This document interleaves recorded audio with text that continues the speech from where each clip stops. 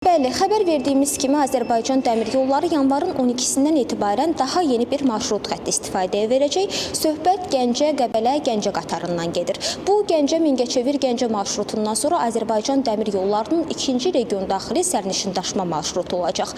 Belə ki, artıq bu istiqamətdə hərəkət edən sərnişinlər daha rahat, daha sürətli və təhlükəsiz şəkildə mənzil başına çata biləcəklər. Bu barədə daha ətraflı məlumatı isə Azərbaycan Dəmir Yollarının İctimaiyyətlə Əlaqələr Şöbəsinin müdiri Bəxtiyar Hacıyev verəcək. Buyurun Bəxtiyar bəy.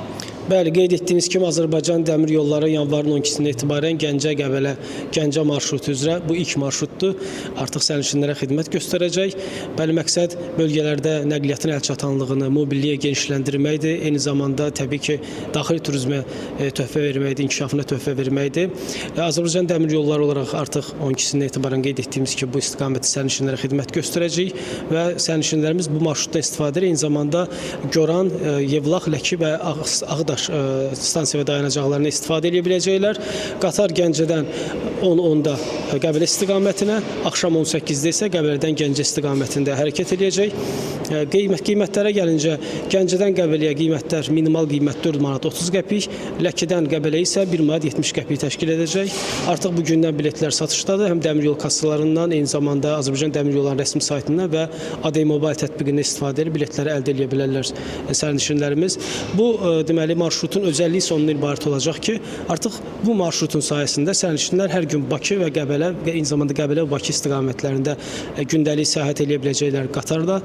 Belə ki, bilirsiniz ki, hal-hazırda həftə sonu Bakı-Qəbələ, Bakı marşrutları fəaliyyət göstərir. Lakin bu qatar, bu marşrutun, Gəncə-Qəbələ marşrutunun sayəsində sərnişinlər Bakı-Qazax qatarına minərək saat 10:50-də Ləki stansiyasına düşər. Eyni zamanda 11:12-də Ləki stansiyasından keçən Gəncə-Qəbələ qatarına minib Qəbələyə səyahət edə bilərlər. Eyni qaydada da Qəbələdən axşam reysi ilə Gəncə istiqamətində səyahət edib Ləki stansiyasına düşüb və Qazax-Bakı qatarı ilə deməli Bakıya səyahət edə bilərlər. Məqsəd qeyd etdiyim kimi burada ilk növbədə bölgənin əlçatanlığıdır. Bildiyiniz kimi ümumiyyətlə Bakıdan və Bakıya istiqamətli olub bir çox marşrutlar. Artıq biz ikinci region daxili marşrut olaraq Gəncə, Mingəçevirdən sonra Gəncə-Qəbələ, Gəncə marşrutunu istifadə edirik ki, bizim həm Qəbələ kimi turizm nöqtələrinə, dəmir yollarına səyahətlər intensivləşsin, eyni zamanda bölgələrdə də artıq insanların nəqliyyat əlçatanlığı təmin olunsun. Çox sağ olun Bəxtiyar bəy.